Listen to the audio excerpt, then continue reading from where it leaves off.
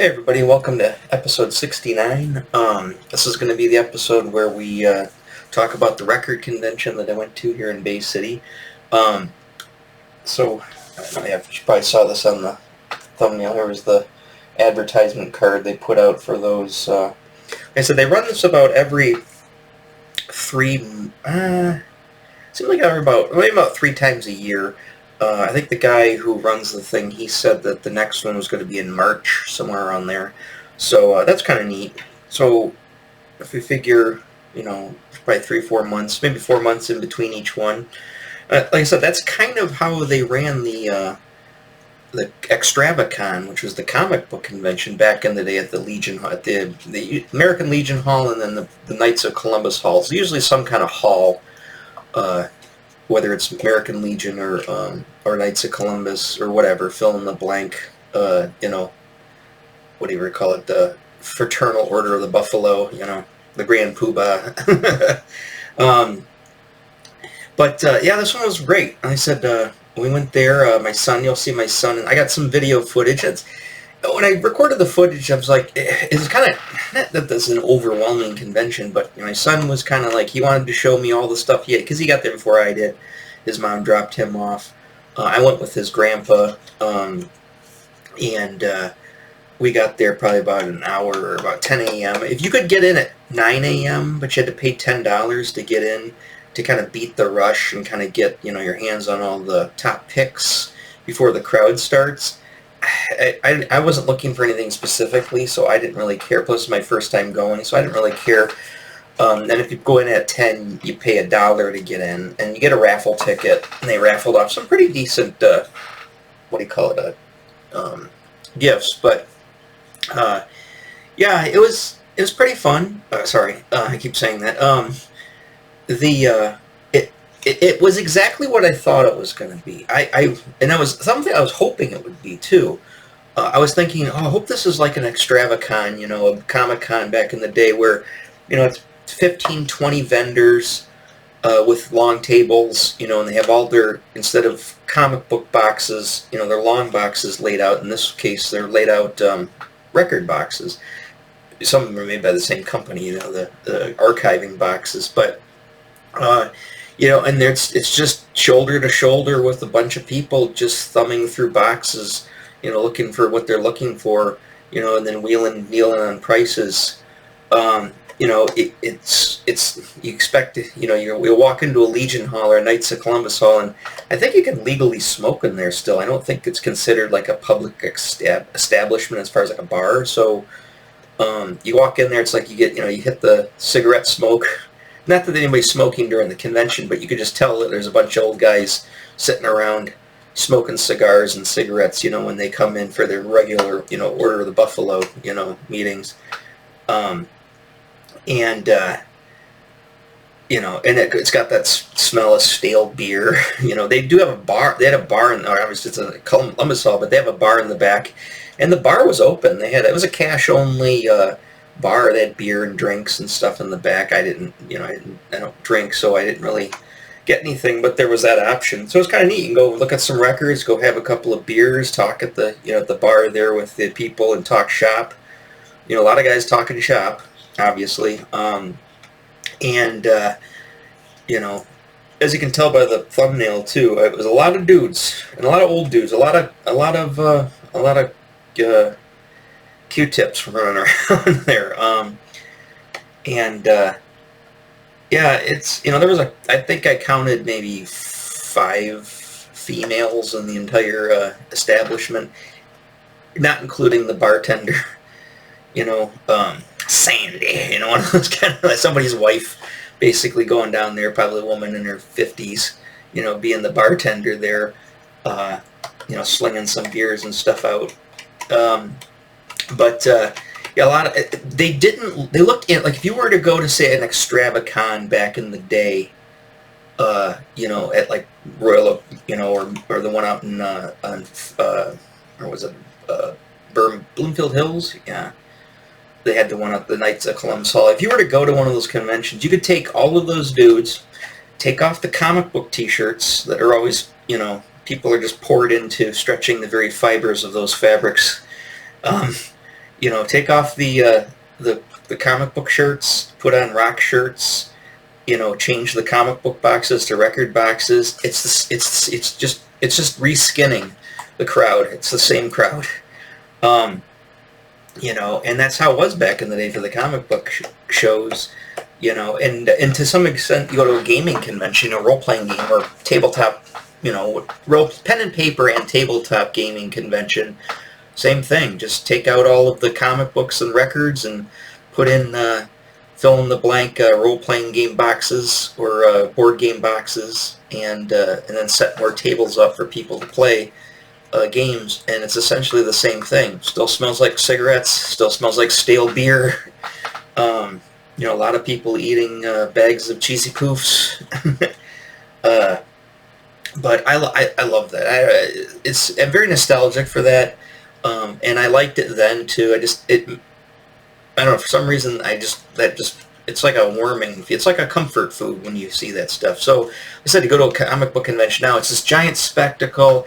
There's gazillion people. There's 9,000 cosplayers there, with lots of people, girls running around in thong costumes trying to, get all the male attention. It's just like, don't get me wrong, I don't mind seeing that stuff, but it's just very distracting and kind of like, it's not what I'm here for. I'm here to, look for stuff, try to find deals on things, that I can't find on, back then they didn't have online, but nowadays, you go to this convention, like, well, I'd like to find records that I can see in hand, that I can get at a better deal than I can get, say, on Discogs or somewhere online, where you don't really see it. It's got to be sent in the mail, you got to pay shipping. This is just, hand somebody some cash and they hand you, and you take the records away. I mean, it's pretty simple. And you can look, open up the records and take a look-see and see what kind of condition they're in, so you know what you're getting right off the bat. Now, granted, you can't play them right away, so, they don't have tables set up or a turntable set up for people to play it, but you took it in faith that it was probably, by, using your own judgment, this looks like it's probably in decent shape. Hope it doesn't skip. And by and large, the albums that I got, I think there was some popping on a couple, but I cleaned them up. And I'm not going to plug this, but I'm just saying, I don't know if I went over this. This is my little record cleaning kit, and it's kind of somewhat modified now. They give you this isn't the best one. I might buy a better one, but they give you a microfiber brush. You can hold down on your records, kind of clean out the grit first, do a dry cleaning, and then of course you get the cleaning solution, which I went through the cleaning solution pretty quick with this in the original kit, so I won't go out and spend $20 on a new bottle, like a big bottle. I'll just make my own, and I got a recipe online, and I made a whole vat. I got like a whole gallon of it made that I just filled this bottle up with, and obviously it's going to last me a long time. It's just denatured alcohol, water, maybe a couple of drops of like Dawn Platinum, some dish soap, and that's pretty much it. You just shake it up, and it does the trick. Does the trick perfectly. So because the alcohol doesn't really clean so much, but it does. That's why you need that just a little hair, a couple of drops for a whole gallon is about all you need of dish detergent. Like Dawn Platinum works the best too, and that'll clean up most of the discs. But yeah, that's all I do now. And then you spray that on. I usually put it on the turntable, turn it, I spray some, not a lot of it, and then I'll take this. It's got this kind of velvet brush, and you put it on it, and you kind of just, you can move around and drag it all up and clean up, get the stuff into all the grooves. And then, of course, I usually just take the microfiber cloth and kind of give it an extra drying. And then every time I clean a disc, I do it before I play it at least once. So by the time it's done playing through the whole disc, 25 minutes, 30 minutes for the side, it's kind of the alcohol's evaporated and it's cleaned it up pretty well, and it's pretty good to put back in its sleeve. If it looks a little damp still, I'll let it sit for a few minutes. But I usually take the microfiber and I kind of... Now, if you got a dirty one, I had one that had some schmutz all over it, so I took some of the solution and I kind of cleaned it hard. Put it on something like a towel or a piece of... If you got another microfiber, big towel, put it down. Something soft, even just sitting on like your bed or your couch, with a towel down, you know, and just get in there and clean it up good, right, first, to get, because sometimes this is not gonna, this is kind of like more of a cursory just cleaning. You know, it doesn't get a deep, so you might want to do a hard cleaning on some of them, but not, they don't need that much. I usually don't have a lot of crap in my, I usually try to pick good records. So, before we get to the videos, let me just show you what I got for my haul. You remember what I said? And I said, hey, you know what they're going to have? They're going to have all the Angel albums, right? Well, sure as shit, they pretty much did, with the exception of one. Sinful was the only album I couldn't find there, and it may have been in one of the other guys' boxes, but I noticed right away that half the vendors wanted crazy amount of money for their stuff, you know, like super collector prices, you know, they had like different, you know, rare pressings and all this other stuff, and I'm not really a collector per se. I'm just somebody who likes records. I'm not a diehard collector. You know, I don't have to have the certain vintage pressing. I just want a copy of the album, whether it's a reissue, whether it's original pressing, I don't care. I want a copy of the album that's clean, that doesn't skip, that most of the that the stuff's intact and complete. And that's it. That's all I need. It doesn't have to, I don't care if it's a German pressing or a blah blah blah pressing. I don't care about any of that stuff. A lot of these guys do. They're pretty serious about it. So I kind of avoid those dealers, and I kind of go for the dealers that just have, I've got a bunch of records here. Here's a $1 bin, here's a $3 bin, here's a $5 bin, and here's, you know, individually priced, and, you know, they're not much more than 15, 20 bucks, you know, depending on the rarity or the condition of them. And I usually go to that guy, and I spend most of my money there. A lot of people had some reissues there. I didn't realize until after the fact, but there's a guy there who owns a couple of record stores that just primarily deals in reissues. He buys them in such high quantity that he'll give like 2 for $30. You know, normally they're $25 discs, you know, for a brand new reissue of an album, but he'll do like 2 for $30. You know, essentially $15 a disc. I wish I would have known that. I might have went over and looked at his stuff a little bit more. He had a bunch of, you know, reissues there. But, you know, that's how you learn these things. It's just like when I was at the comic book conventions, you know, that's how you learn these things. So, here's my haul. It wasn't a huge amount, but I did get, and of course I'll show you here. Let's make some room here. I did get the second Angel album, hell of a band. I listened to it, I cleaned it up.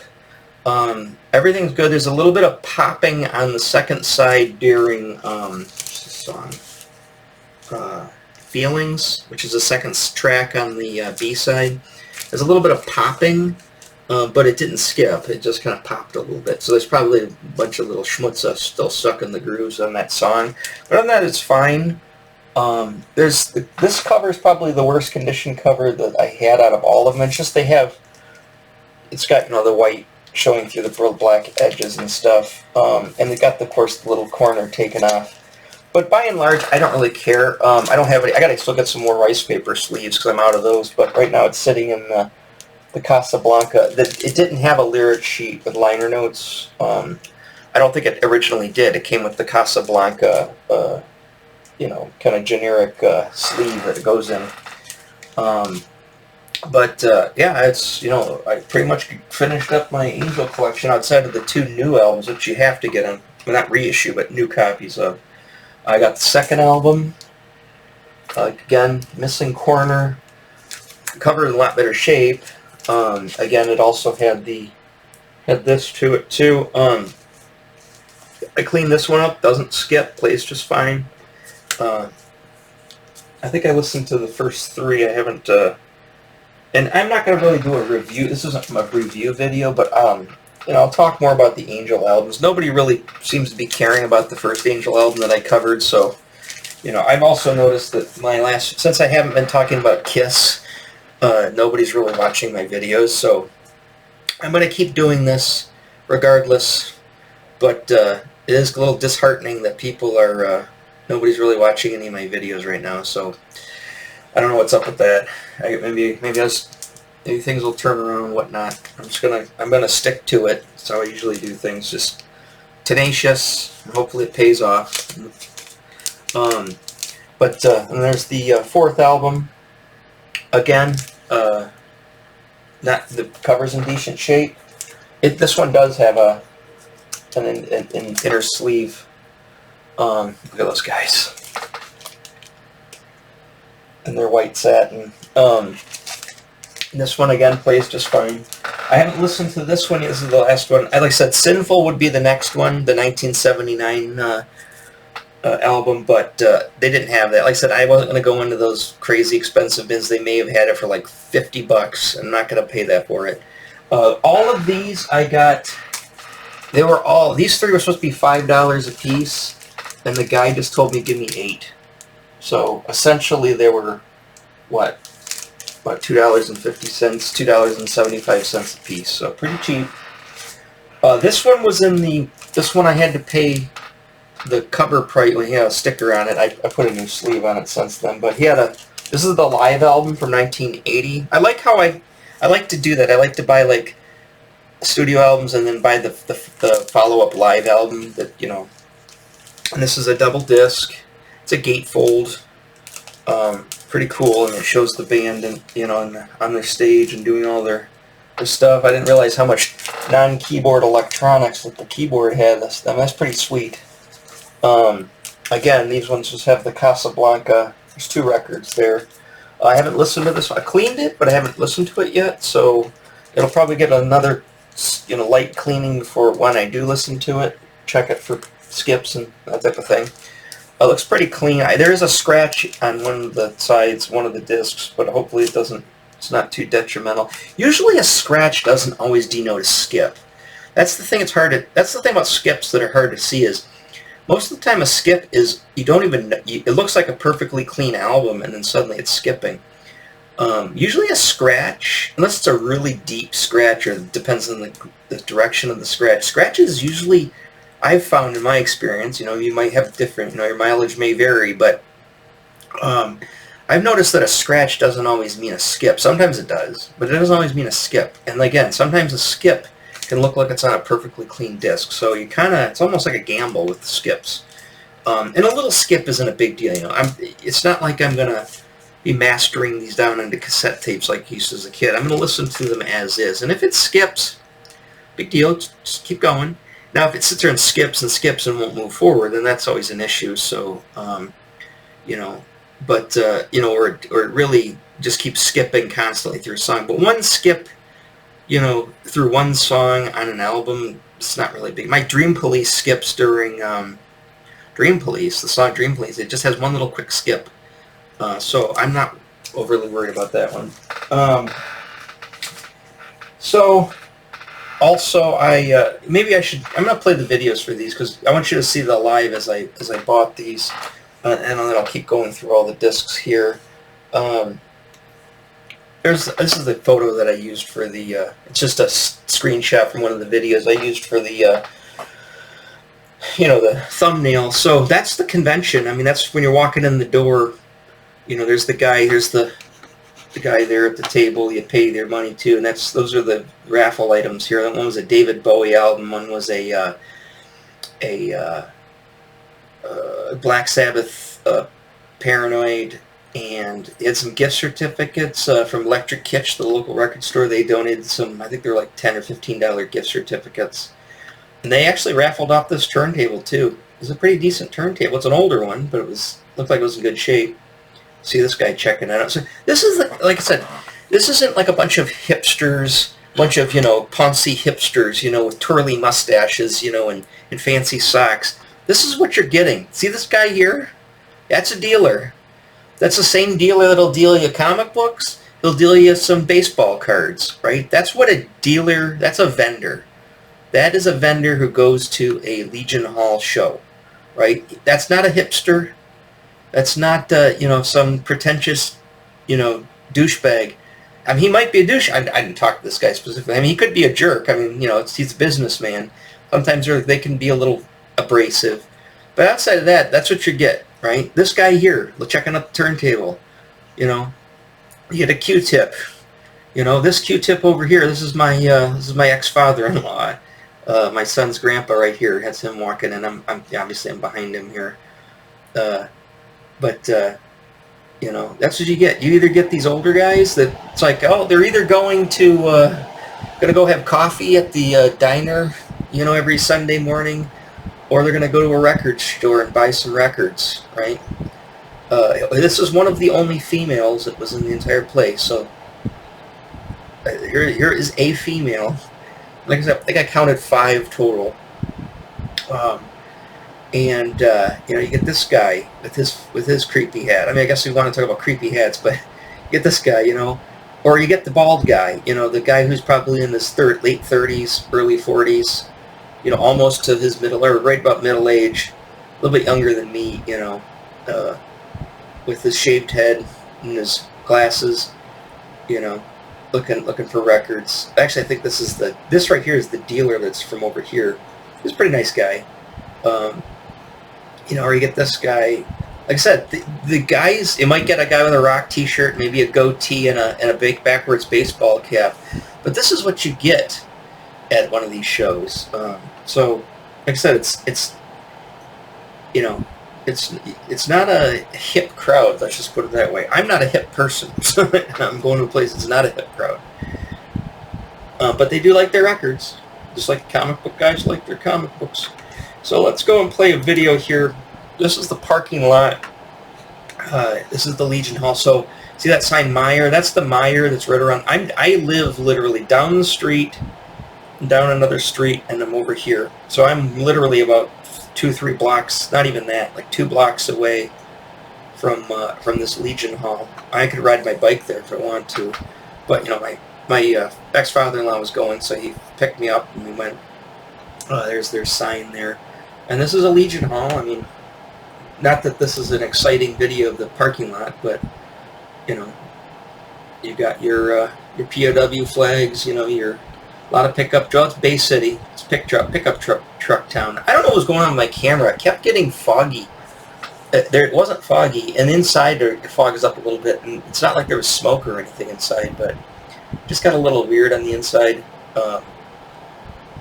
You know, it just looks like you're walking up to a Extravacon comic book convention in 1987, 1988, you know. Let's go to another one here. As you see, you'll see my son here. As he greeted me as I came in there, he is being a goofball. There's a Metallica shirt. There's the bar. There's the bartender lady. There's the con. There they go. That guy right there, that's his friend from school, and that's his friend's dad, who I, you know, hung out with last weekend. He's big into records, so we kind of, you know, sparked up a friendship there over the stuff too, you know. So they were there. They wanted to get there early at 9 o'clock, and that's why my son was like, I got to get there at 9 o'clock because he can't let his friend one-up him. It's funny. You know,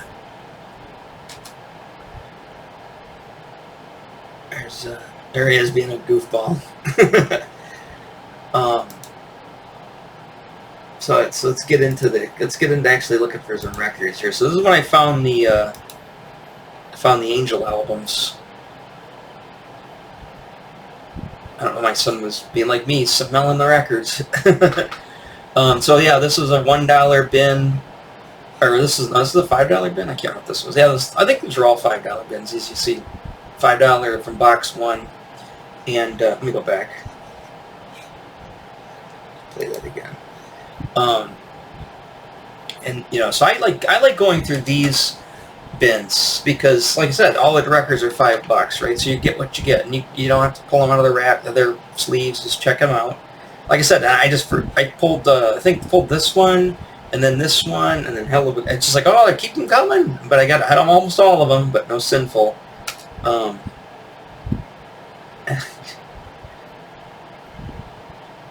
then yeah, so there was that. Like I said, I guess I should have got more. I felt kind of weird walking around with the camera, and because there was another guy walking around with the camera on his phone, and people were giving him weird looks.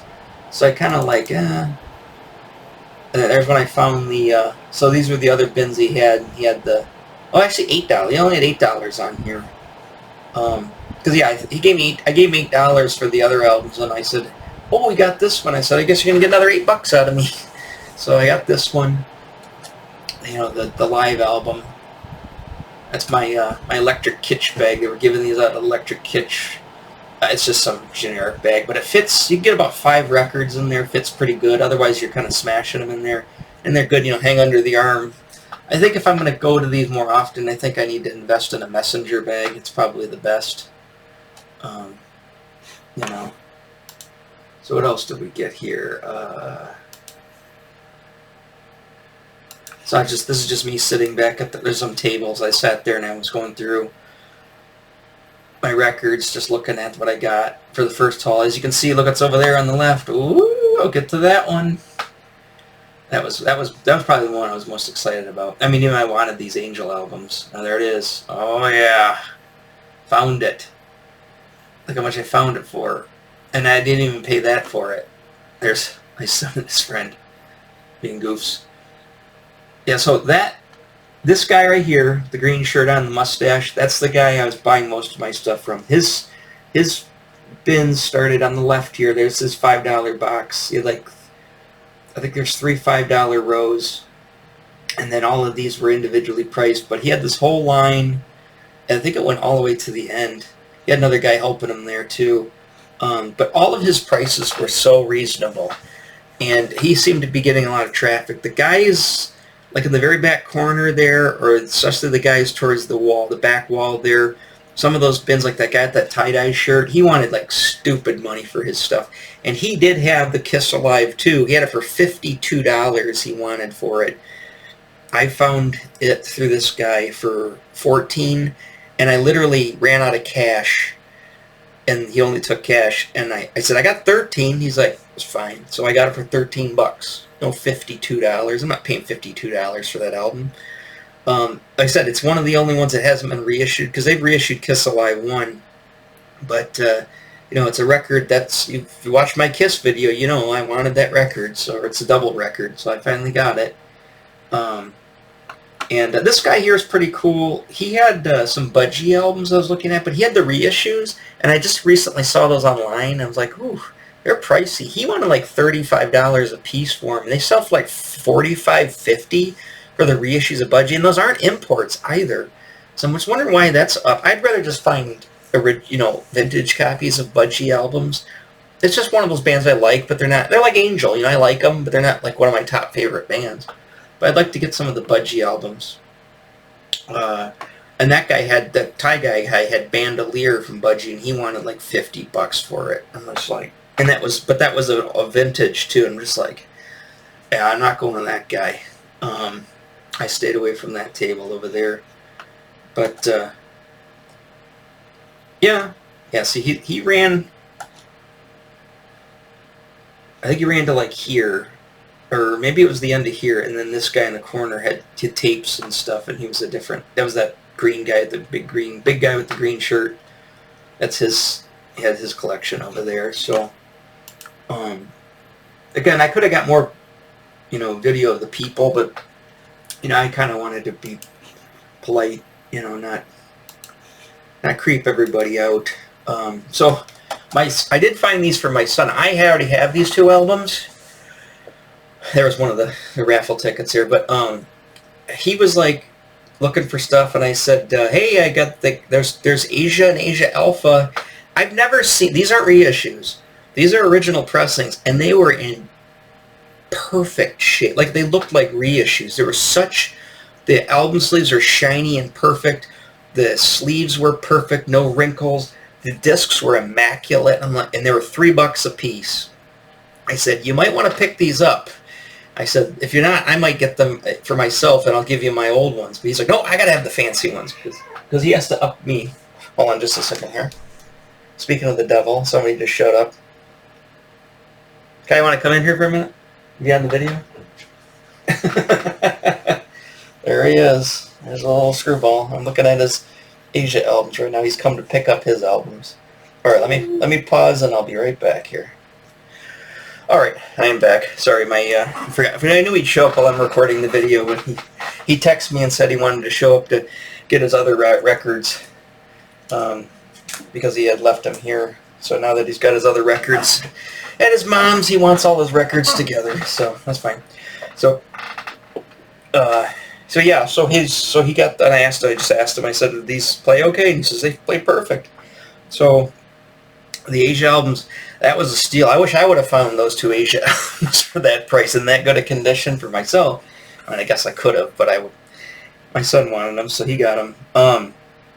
Yeah, that was of course, and as you can see, it's sitting right here. But I've had my eye out. It's like I'm trying to find Asia Astra, because I never had Astra on LP even back in the day when I was going to Sam's Jams, and I never had. And it's hard to find. I mean, they got it on Discogs, yeah, but I mean, it's hard to find. So I had my eye open for Asia Astra. I had my friend's dad looking for Asia Astra. So, you know, I was feeling that I might be able to come across it at some point. Sorry, I don't know if that unpaused or what, so let me go back. I thought I unpaused it already, I guess not. So anyways, my son stopped by. I might be repeating myself, but I don't think it recorded when I sat back in my chair, but my son popped in. He wanted to pick up his records that he had here so he could consolidate his records back with his records. He went back over to his mom's house.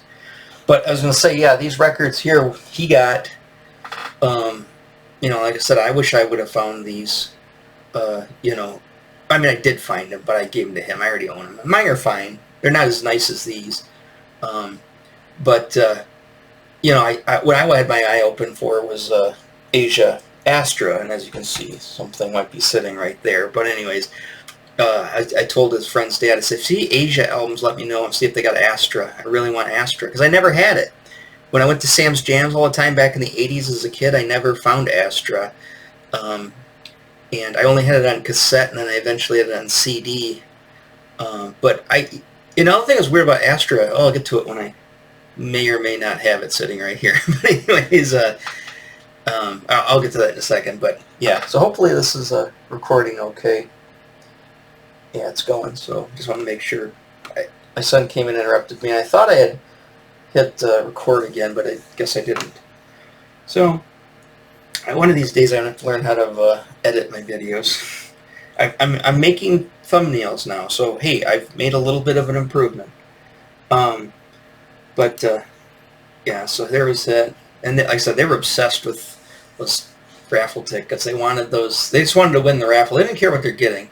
Oh, and of course, my son found a Limp Bizkit album. I thought he would not discover nu metal from the late '90s, early 2000s, but he did.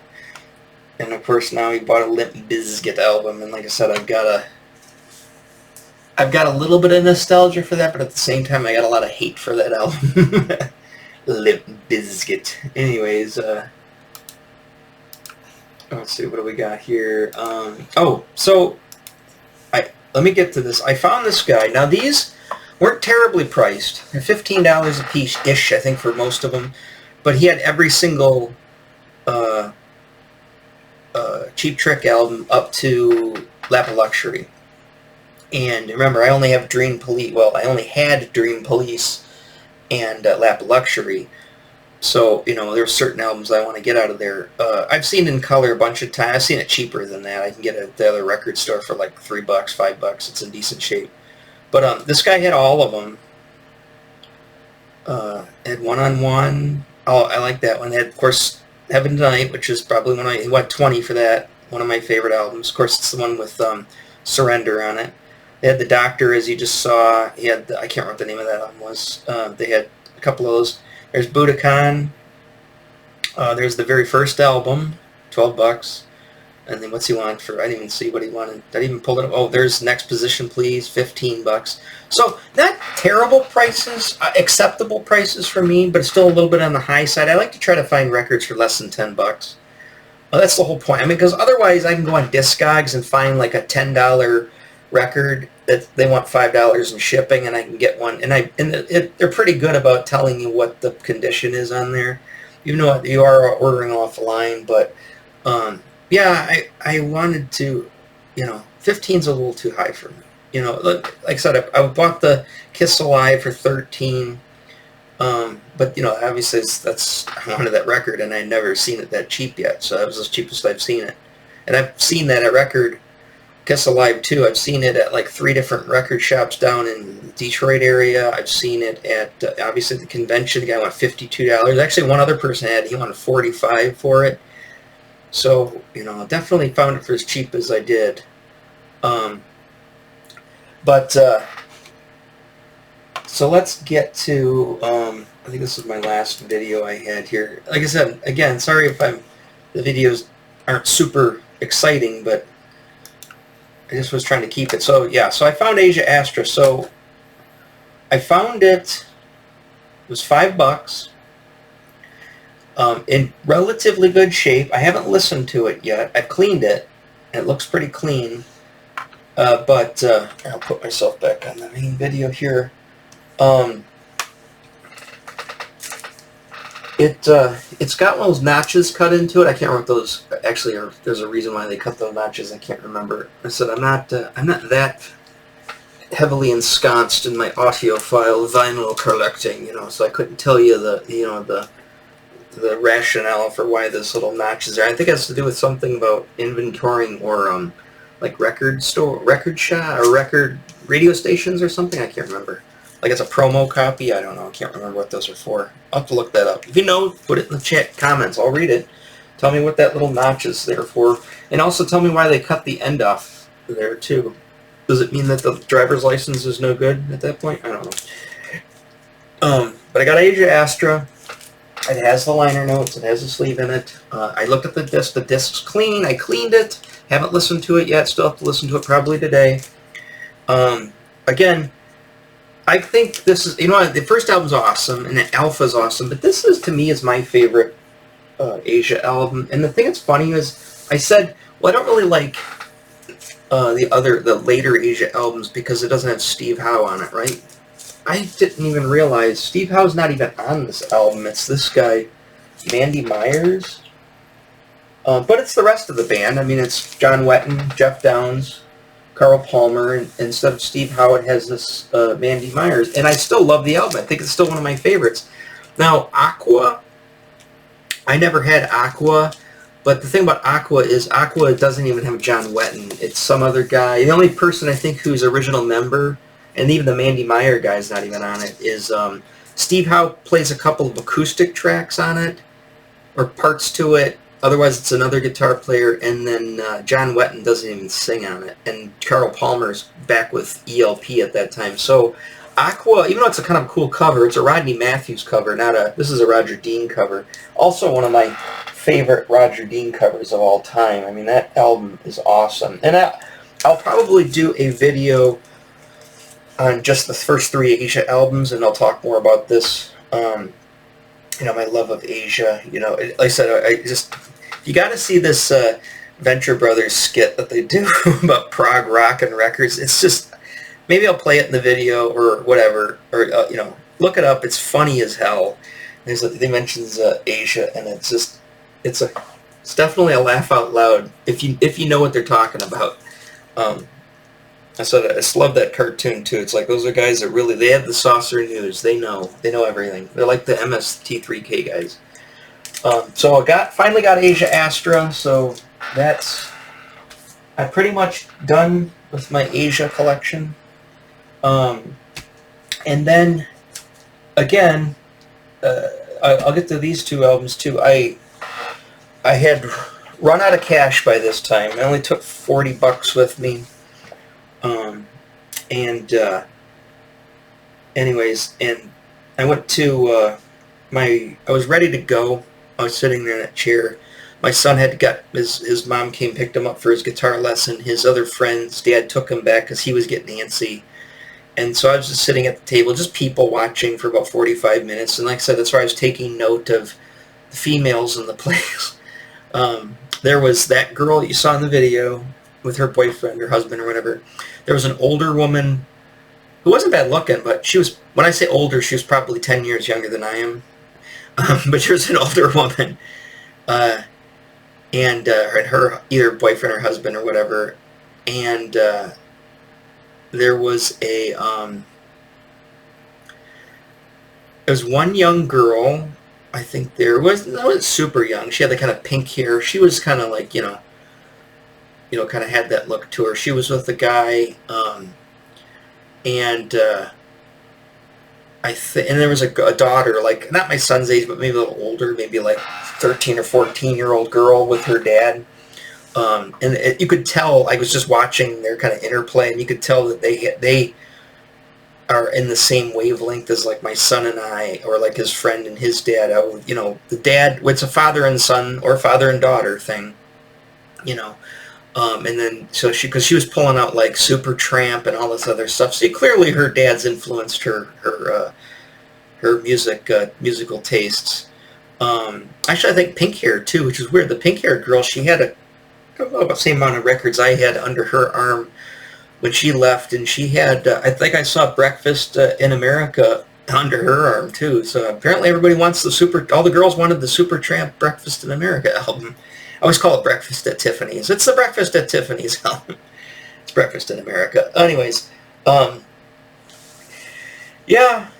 So anyways, I was getting ready to leave. My son's grandpa was still looking at this one guy, and I kind of wanted him to kind of hurry up because I was getting kind of antsy. And I had a chicken at home in the slow cooker I wanted to check on. I set it for 8 hours. I had plenty of time, but I wanted to debone it and throw it into the soup, which is what I ate I also ate that today for my lunch, and I'm going to eat it for dinner tonight. But anyways, I walked up and I said, hey, we going anytime soon? And he's like going, yeah, give me just a minute. I just want to go through the rest of these boxes. I said, okay, that's fine.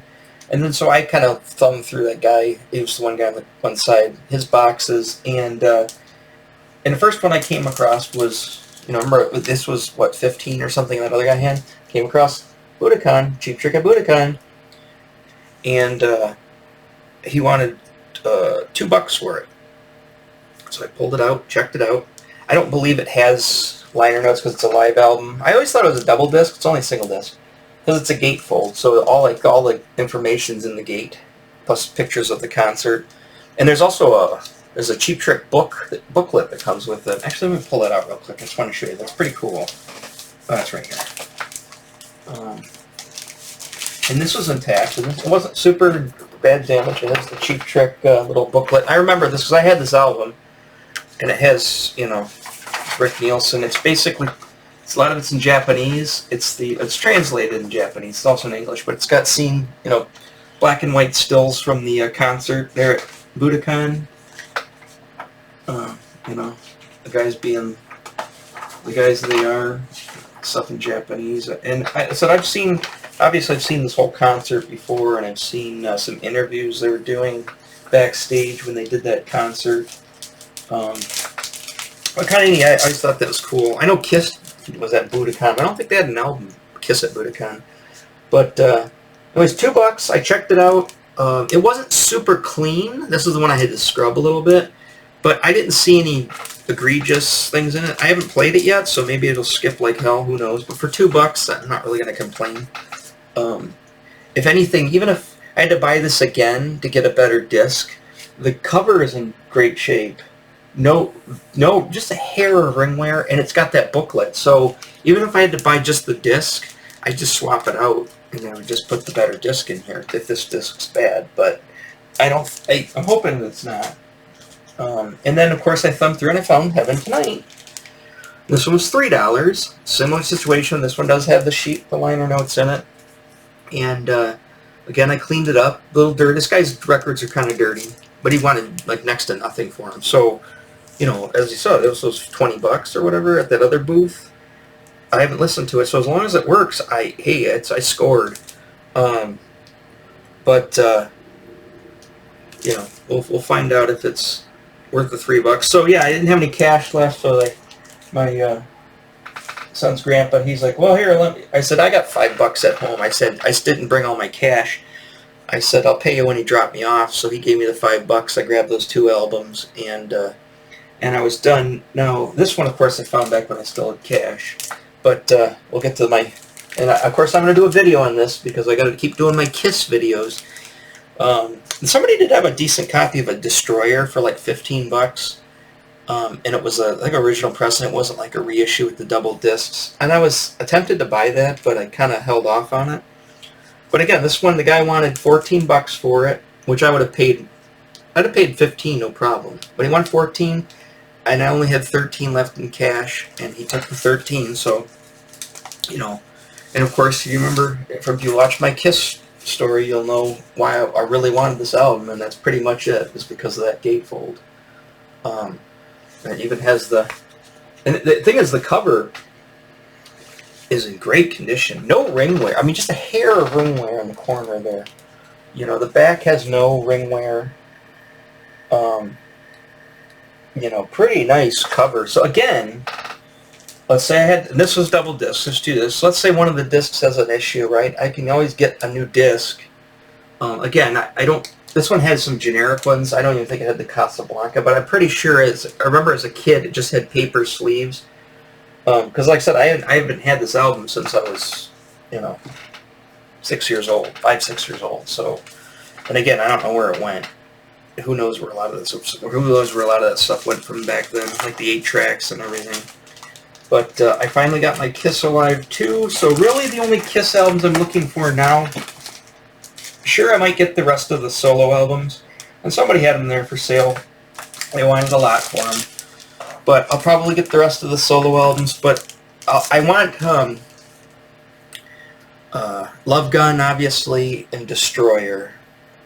Those are probably the 2 main albums I want for Mike, because I like that run. The first run, like Hotter Than Hell and Dressed to Kill, and then the original Kiss album, and then Kiss Alive 1. Like I said, that was kind of, I like that era, but that was kind of before my time.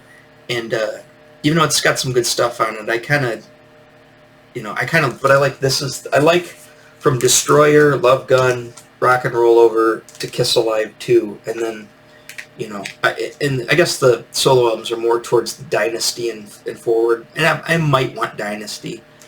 But for the most part, I think I want the other 2 albums prior to this, Love Gun and Destroyer. This album, which is kind of like my live, like I said, I like to go in spurts of an album up to a live album. And that's pretty much it. There's Double Platinum I might pick up. I've seen it before for sale. I never had Double Platinum, but I remember that came out literally in I think 78 or 79 when I was buying the records back then, or bought the record back there. My parents bought the record back then for Christmas. But yeah, I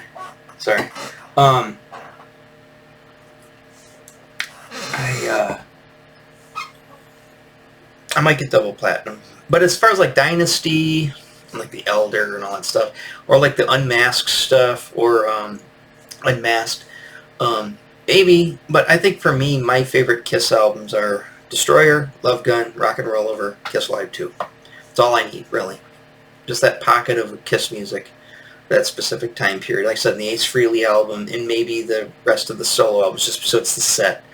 But that's when I was heavily into it as a kid, and that was right around that time.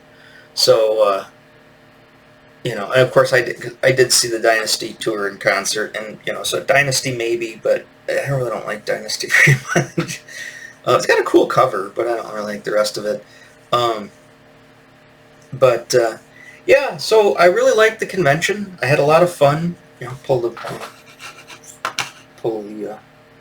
image back up there again. Like I said, I definitely want to go to the next one. Maybe I'll bring a little more cash with me this time. Maybe I'll I'll try to get some more Cheap Trick. Maybe some. I don't know what I'm really looking for now. I'd like to discover some more bands like Angel. I mean, I'd like to find that Sinful album. I'm not really necessarily going to go looking for some Rush albums, although my son picked up All the World's a Stage on record. I'm surprised he wanted that, but he got that one. And then, I saw the guy had some Rush albums there, but he wanted a lot for him. And he had like Power Windows. He had pretty much every one of them. Power Windows. I don't think he had Counterparts, which I don't really care to get anyways. But he had Power Windows, Hold Your Fire. I think he wanted like $25 a piece for them, and they were original pressings. They weren't reissues. But I'll probably just end up buying the reissues of the Rush albums. for the ones I want. But especially like Show of Hands, I'd love to get Show of Hands. I really like the live albums, especially when they're on LP. Something about that live album, double disc. It's the concert. And especially if there's video footage for it. I don't know. I just love that. It's like the best way to really experience the band without actually being at the show. And I really like that. I mean, sure, I love the studio albums, and I love sitting around listening to the studio cuts. That's great. But there's something about the live albums I really like, especially if it's a really good show. I really like that. I loved getting videotapes with snippets of those live albums, live concerts too. I loved that as a kid. Like Rush Chronicles had all those bits and pieces from those different lives, and of course then the Show of Hands tour, and then they have the entire concert of the Kiss Alive too. I got to listen to that, because I got to listen to it anyway, make sure the discs work. But I got to listen to that pretty heavily because I've seen some. There's not a lot of good footage online of it, and if hopefully it sounds better than the YouTube footage that I've heard from that. I haven't heard that album in years, so I'm gonna have to listen to it. Hopefully it's recorded better, but it didn't sound very good. But I'll listen to it this afternoon, and I'll give my opinion on that. Like I said, I'll probably do a video on that album next, so I'll probably do it tomorrow, which that'll be for Friday. So this video should go out on Thursday, and then I'll do the Kiss Alive one. Hopefully that'll generate that Kiss algorithm again, start bringing some more people back to the site so they start watching some of my other videos. Because like I said, my viewership right now is really low, next to nothing. And I guess it's just making a lot of stuff nobody cares about. I don't know. Like I said, I'm making up this stuff as I go along. Whatever I think of, like, hey, I'll do a video of that. Hey, I'll do a video of that. And this stuff's all just organically how it comes to me. And, I guess sometimes people aren't they're not on the same wavelength as I am. So, like I said, I'm going to bop back and forth. Comic books, records, music, I think I don't really have a lot of role-playing stuff left to do, plus I'm kind of out of that. But there might be a couple other things I'd like to dig up and talk about. But, like I said, the action figure thing is pretty much come to non-existent at the moment. Although I might keep reacting about things that are coming out. Nobody seems to really care about my reactions of things. It's like, I don't know. I'm not getting discouraged, but at the same time I get a little bit discouraged. But I'm just going to keep plugging along. Like I said, I'm a tenacious person, and I usually just keep at it and keep at it and keep at it, and things seem to turn around for the most part. And that's how I built my art career. It's just by being tenacious. You just got to stick with stuff and don't give up. Like Rocky said, doesn't matter how many times you get knocked down. It's how many times you get back up and keep going. So it's been my motto for life. Pretty much, I didn't have that motto as a younger person, and I gave up a lot, and I, sacrificed and had to pay the penalty for giving up a lot. But I'd say in the last, 15, 20 years of my life, so I guess once I started going back to college, I just realized I just got to stick with something and keep doing it, unless things really, like a bad marriage, you're going to pull out. A day job you really can't stand, you're going to pull out, right? I guess that's just how those things goes. But as far as things that you seem to have more control over, especially things you're passionate about, just stick with it. And that's been how I'm doing things. And it doesn't pan out, big deal. You're going to get 30 years of my videos, and I'll probably never get to see a dime. But I'm going to keep doing them, so, So I'll catch you on the flip side, and like I said, I'm going to prepare up for that Kiss video and do my, I'll probably repeat myself, stuff that I repeated in the last Kiss video, when I was talking about, especially about that album, but I'm going to do more in depth, and I'm going to take notes and do an actual kind of reaction, that I did for some of the other albums, and give my opinions on things track by track. Alright, I'll let you go here. It's been almost an hour.